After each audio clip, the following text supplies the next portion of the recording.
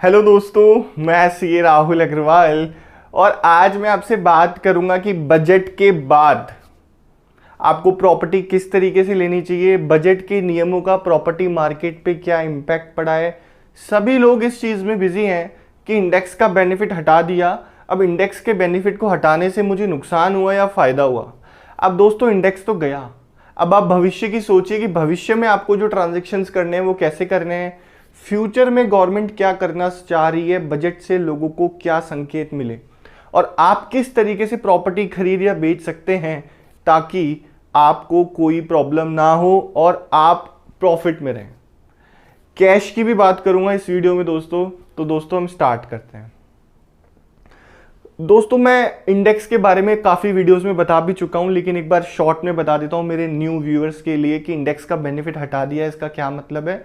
दोस्तों क्या होता था कि फॉर एग्जांपल 11-12 में आपने कोई प्रॉपर्टी 100 रुपए की खरीदी और आज की डेट में आप उसको 300 रुपए में अगर बेच रहे हो तो गवर्नमेंट इंडेक्स का बेनिफिट देती थी, उस कॉस्ट को बढ़ाने का बेनिफिट देती थी। गवर्नमेंट बोलती थी कि 2011-12 से जो अभी 23-24 चल रहा है, 24-25 चल रहा है, उसमें आपकी जो इंडेक्स है मतलब आपकी जो कॉस्ट है वो महंगाई के हिसाब से बढ़ गई। तो इसका मतलब 100 रुपए का घर आपका आज लगभग 200 रुपए का हो गया।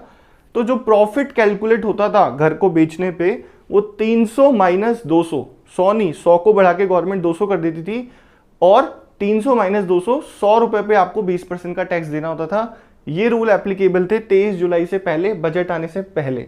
बजट आने के बाद गवर्नमेंट ने कह दिया हम इस 100 रुपए को 200 रुपए नहीं करेंगे, इंडेक्स का बेनिफिट बंद हो गया।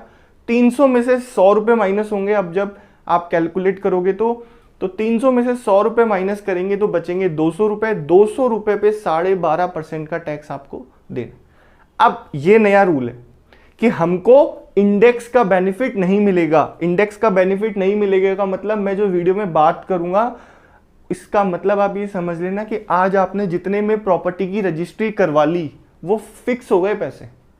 आज आपने रजिस्ट्री जितने की करवा ली वो फिक्स हो गए, वो बढ़ेंगे नहीं। फ्यूचर में आप जितने में भी सेल करो आपकी कॉस्ट प्राइस सेम होने वाली है दोस्तों, कोई इंडेक्स का बेनिफिट नहीं है।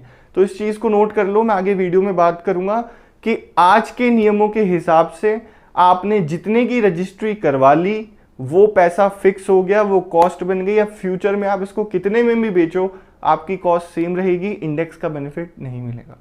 अब मैं आगे वीडियो में बात करता हूं दोस्तों। मैं मेरे हर वीडियो में आपको मैंने पहले भी कहा है कि नए नियम आने से पहले भी कैश नहीं लेना था हमें, लेकिन अब तो कैश नहीं लेना का मेरे पास एक सॉलिड रीजन और है आपके पास। दोस्तों मैं आपको एक एग्जांपल देता हूं कि कैश को क्यों नहीं लेना है। मतलब एक मैं बायर के पर्सपेक्टिव से बताता हूं पहले। फॉर एग्जाम्पल मैं मान लो कोई 200 रुपए की प्रॉपर्टी है, 200 रुपए मार्केट वैल्यू उस प्रॉपर्टी का, ठीक है, और सर्किल रेट उस प्रॉपर्टी का 100 रुपए है। तो मैं एज्यूम कर लेता हूं कि 7% मेरी रजिस्ट्री की कॉस्ट है। तो जनरली लोग क्या करते हैं, लोग ये कर रहे हैं कि जो सर्किल रेट है, जो स्टैम्प ड्यूटी वैल्यू है, उस पर रजिस्ट्री करवाते हैं। तो रजिस्ट्री में कितने पे करवाऊंगा, मेरी सर्किल रेट 100 रुपए, मैंने 100 रुपए पे रजिस्ट्री करवा ली, 7% मतलब 7 रुपए रजिस्ट्री के पैसे खर्च हो गए। 100 रुपए बायर ने सेलर को कैश दे दिए, तो 100 रुपए पे मैंने 7 रुपए बचा भी लिए क्योंकि मैंने रजिस्ट्री कम की करवाई है। अब दोस्तों मुझे एक चीज बताओ, मैं 20 साल बाद इस प्रॉपर्टी को बेचूंगा या 30 साल बाद बेचूंगा, कभी तो बेचूंगा, है ना, कभी तो बेचूंगा। जब मैं इस प्रॉपर्टी को बेचूंगा और अगर मैं ये मान लूं, जैसा कि सब हम मानते हैं, पता नहीं फ्यूचर में क्या रूल रहेंगे, चेंजेस भी हो सकते हैं, लेकिन आज के रूल्स के हिसाब से भी अगर मैं मान लूं कि 20 साल बाद भी यही रूल्स रहते हैं, तो दोस्तों सर्किल रेट भी तो चेंज होगा। सर्किल रेट की तो कोई बात ही नहीं कर रहा है आज।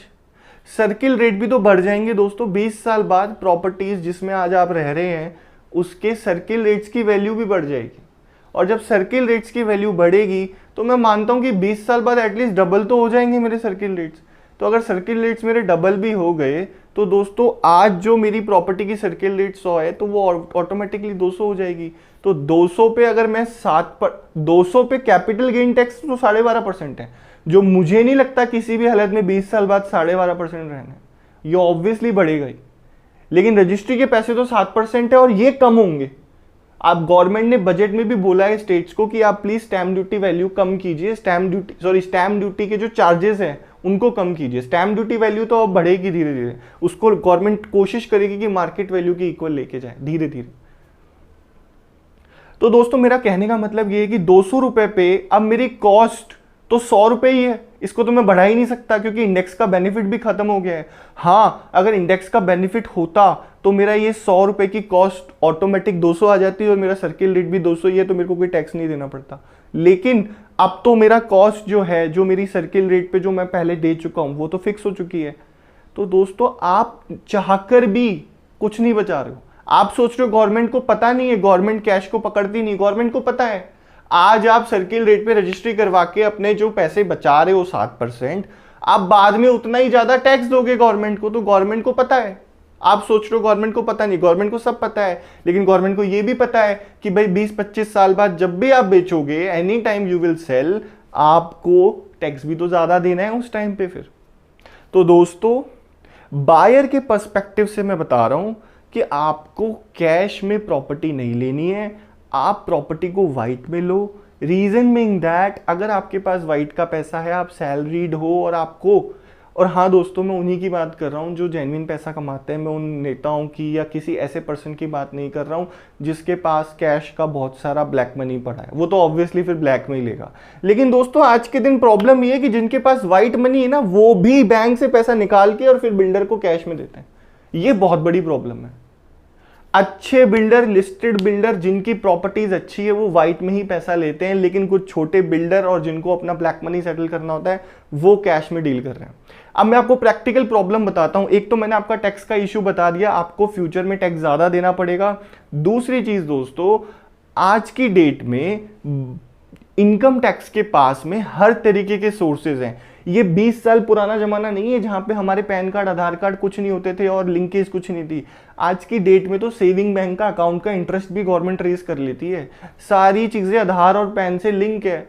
तो आप क्यों ऐसा सोच रहे हैं कि आप पकड़ में नहीं आएंगे? दोस्तों आप आ सकते हैं पकड़ में, मैं डरा नहीं रहा हूं, लेकिन मुझे लगता है ये मेरी ड्यूटी है, ये मैं अपने व्यू शेयर करना चाहता हूं कि आपको कैश से दूर रखना है। 5-6-7% की ड्यूटी टैक्स बचा के आपको कुछ नहीं मिलेगा, आपके मन में शांति नहीं रहेगी और अल्टीमेटली आप कोई अच्छी प्रॉपर्टी भी नहीं लोगे, क्योंकि कैश सेटलमेंट करने के चक्कर में आप कोई ऐसी प्रॉपर्टी में डील करोगे जो अच्छी नहीं है, या अच्छी है भी तो उसका जो सेलर है वो आपको फंसा रहा है। अब मैं सेलर के पॉइंट ऑफ व्यू से बात करता हूं कि सेलर ने फॉर एग्जाम्पल अगर कोई प्रॉपर्टी ले भी ली, वो सोच रहा है कि मैं तो 100 में ही बेचूंगा, क्यों मैं 200 पे टैक्स दूं। तो दोस्तों इनकम टैक्स में रूल है, अगर मैं कोई प्रॉपर्टी बेच रहा हूं, है ना, और मैं उसके अगेंस्ट में वापस से कोई घर ले लेता हूं, तो मेरे को वैसे भी टैक्स में छूट मिल जाती है। तो मैं क्यों सोच रहा हूं कि, है ना, मेरे को कैश लेना है।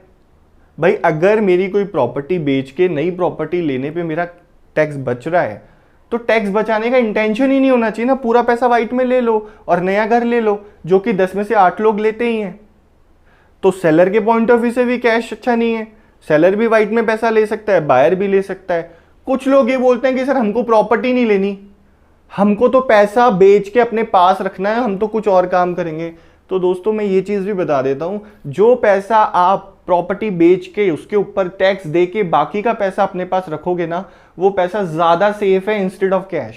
क्योंकि कैश के ऊपर तो 60% तक की पेनल्टी है अगर पकड़ में आ गए तो, लेकिन बैंक में जो पैसा 12.5% टैक्स दे के आप आओगे ना, वो आपका पैसा है, आप उस पर आराम से कुछ भी उस पैसे का कर सकते हो और उसमें एक पीस ऑफ माइंड रहेगा आपके पास कि आपको किसी के पास जाने की जरूरत नहीं है, आपको किसी 3 जनों के अकाउंट में पैसा जमा कराने की जरूरत नहीं है, आपको किसी सीए से पूछने की जरूरत नहीं है कि सर मैं इसका क्या करूं।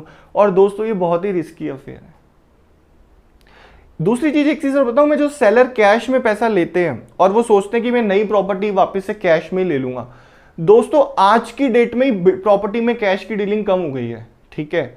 और फ्यूचर में गवर्नमेंट के नियम चेंज होते होते ऐसे भी नियम कुछ भी रूल आ सकते हैं, कोई डिजिटाइजेशन हो सकता है, कोई ऐसा कोड आ सकता है प्रॉपर्टी में कि भाई इस कोड को अप्लाई करने से ही प्रॉपर्टीज का लेन देन होगा, प्रॉपर्टीज का कोई डिजिटाइजेशन हो गया, या स्टैम्प ड्यूटी वैल्यूज ही गवर्नमेंट धीरे धीरे बढ़ा देगी। स्टैम्प ड्यूटी रेट तो कम कर देगी, लेकिन स्टैम्प ड्यूटी की वैल्यू बढ़ा देगी गवर्नमेंट, मार्केट वैल्यू के बराबर लाने की कोशिश करेगी। या इनकम टैक्स में भी कोई रूल आ सकता है लेकिन दोस्तों श्योरिटी तो ये है कि जो कैश में डील नहीं करेगा वो हमेशा शांति से रहेगा, उसको किसी प्रकार की कोई प्रॉब्लम नहीं होगी। और दोस्तों मैं इस बारे में बात करूंगा कि हाँ, इस प्रोविजन के आने से, इंडेक्सेशन के हटने से कुछ लोगों को फायदा भी हुआ है, कुछ लोगों को नुकसान भी हुआ है। लेकिन जिनकी प्रॉपर्टीज 2001 से पहले की थी या बहुत पुरानी प्रॉपर्टीज थी, जिनमें बहुत ज्यादा गुना मुनाफा हुआ है, 10-15 गुना, 20 गुना, गुड़गांव में 5,000 के भाव थे 2000 में और आज वो 3 लाख रुपए गज में बिक रहे हैं, तो 60 गुना 70 गुना जिनकी रेट्स हुई है उनको तो फिर भी फायदा ही हुआ है। आप कैलकुलेट करके देख लो, 12.5 इंडेक्सेशन से दोस्तों मैक्सिमम आप अपनी कॉस्ट को आज की डेट में 4 गुना ले जा सकते हो, 3.5 गुना ही है। तो 100 रुपए की चीज की इंडेक्सेशन 350 रुपए होती है, लेकिन प्रॉपर्टी की वैल्यू इंडेक्स की वैल्यू से बहुत ज्यादा गुना बढ़ी है, बहुत ज्यादा गुना बढ़ी है। तो दोस्तों ये रूल आपके लिए बेनिफिशियल ही हुआ है। आज मेरी जो 100 रुपए की प्रॉपर्टी थी, मैं मानता हूं गुड़गांव में, जयपुर में, कहीं भी थी, वो 100 रुपए की प्रॉपर्टी की मेरी आराम से 2000 की हुई है, 20 गुना तो आराम से हुई है जिसकी इतनी पुरानी प्रॉपर्टी थी। लेकिन इंडेक्स का बेनिफिट कितना होता है? 3.5 गुना होता है। तो 2000 में से 350 या 400 भी माइनस कर लो तो भी 1600 रुपए पे टैक्स देना है। अब 1600 रुपए पे 20% निकाल लो, या 1600 रुपए पे 1600 रुपए पे 20% निकाल लो, या फिर 2000 में से माइनस कर लो कॉस्ट कितनी, तो 1600 पे 20% कितना होता है? 320, और 2000 में से माइनस कर रहा हूं मैं 100, तो कितना हुआ? 1900। 1900 पे 12.5% निकाल लो, जो भी आ रहा है। तो किस में बेनिफिट है? नई स्कीम में बेनिफिट है। 12.5% 1900 का कम है, कितना आएगा? 220 230 समथिंग कुछ आएगा, 200 के अप्रोक्सीमेटली। तो 320 से तो कम है ना, तो फायदा ही हुआ आपको दोस्तों। आई होप दोस्तों आपको वीडियो समझ में आई होगी। गवर्नमेंट के फ्यूचर में ऑब्वियसली दोस्तों प्लान यही है कि कैश की डीलिंग को कम किया जाए। हम डिजिटल इकोनॉमी की तरफ बढ़ रहे हैं और हमारे जो ट्रांजेक्शन्स हैं वो कैश की तरफ खत्म ही हो चुके हैं। आज इवन आज की डेट में मैं खुद पेटीएम, गूगल पे और फोन पे से इतनी छोटे छोटे पेमेंट हो जाते हैं कि कैश रखने की जरूरत ही नहीं है। और दोस्तों ये मैं मेरे पर्सनल एक्सपीरियंस से बता रहा हूँ। जो कंसल्टेशन मेरे पास आती है, लोग मुझसे फ़ोन करके पूछते हैं कि सर हमें किस तरीके से डील करना चाहिए। दोस्तों मैं सभी को ये सलाह देता हूँ कि प्रॉपर्टी की डील साफ़ सुथरी करिए, प्रॉपर अपना टैक्स दे दीजिए। बचाने के तरीके हैं, लेकिन आप उनको बचाने के लिए हमसे कनेक्ट कर सकते हो। गवर्नमेंट ने रूल्स लिखे हैं, उन रूल्स को फॉलो कर सकते हो ताकि आपका टैक्स बच सके। लेकिन ये कैश वैश की डीलिंग करके आप फंसने के काम ना करें। 2-4-5% की ड्यूटी बचा रहे हो लेकिन सरदर्द ले रहे हो। आई होप दोस्तों वीडियो समझ में आई होगी। मैंने जो एक लॉजिक देने की कोशिश की आपको, थोड़ा सा मैं कोशिश कर रहा हूँ कि आप मेरे से सहमत होंगे। नहीं भी हैं तो दोस्तों प्लीज़ कमेंट बॉक्स में बताएं। आप कोई प्रॉपर्टी की डील करना चाह रहे हो, तो मुझसे कोई बातचीत करना चाहते हो, मुझसे कोई सलाह लेना चाहते हो, तो दोस्तों मैंने मेरे नंबर दिए हुए हैं, केवल व्हाट्सएप करके ही मुझसे कनेक्ट करें दोस्तों। और कमेंट बॉक्स में भी बताएं आप कुछ पूछना चाहते हैं तो मैं कोशिश करूँगा आपकी हेल्प करने की। और इस चैनल पे हम दोस्तों प्रॉपर्टी रिलेटेड, टैक्सेशन और प्रॉपर्टी से रिलेटेड बातें करते हैं। अगर आपको वीडियो पसंद आई तो प्लीज़ मेरे चैनल को सब्सक्राइब भी कर लीजिए। और थैंक यू सो मच दोस्तों, गुड बाय, मिलते हैं नेक्स्ट वीडियो में।